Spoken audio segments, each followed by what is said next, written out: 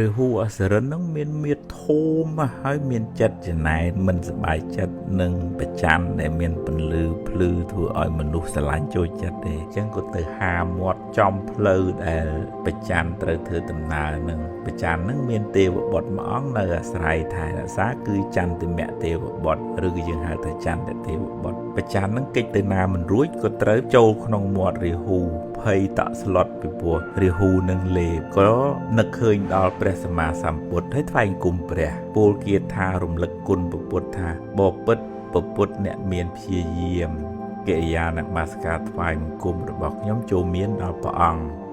បានរួចស្រឡះចាកធរទាំងពួងមានខណ្ឌនិងអាយតនៈជាដើមខ្ញុំព្រះអង្គដល់នៅគ្រោះថ្នាក់ដ៏ចង្អៀតហើយសូមព្រះអង្គជាទីពឹងរបស់ខ្ញុំថ្វាយគុំព្រះអង្គអញ្ចឹងព្រះអង្គឮពាក្យរបស់ចន្ទមៈទេវបុត្រហ្នឹងក៏ពោលនឹងរាហូអសរិនថាចន្ទមៈទេវបុត្របានដល់នៅតថាគតជាព្រះអរហន្តជាទីពឹងទីរលឹកហើយមនារាហូ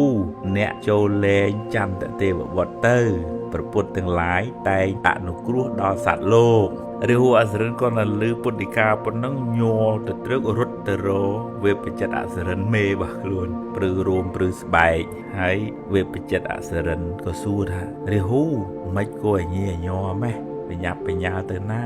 រាហូអសរិនប្រាប់ថាចន្ទមៈទេវបុត្រពោលគាថារំលឹកគុណព្រះអង្គរំលឹកគុណព្រះពុទ្ធហើយបើខ្ញុំមិនលែងចន្ទមៈទេវបុត្រទេក្បាលខ្ញុំនឹងបែកជា7ភាគឬក៏ថាបើខ្ញុំរស់វិញក៏រស់មិនបានសុខដែរចន្ទមៈទេវបុត្រក៏រួចផុតពីគ្រោះភ័យដោយអានុភាពនៃការរំលឹកគុណព្រះសម្មាសម្ពុទ្ធ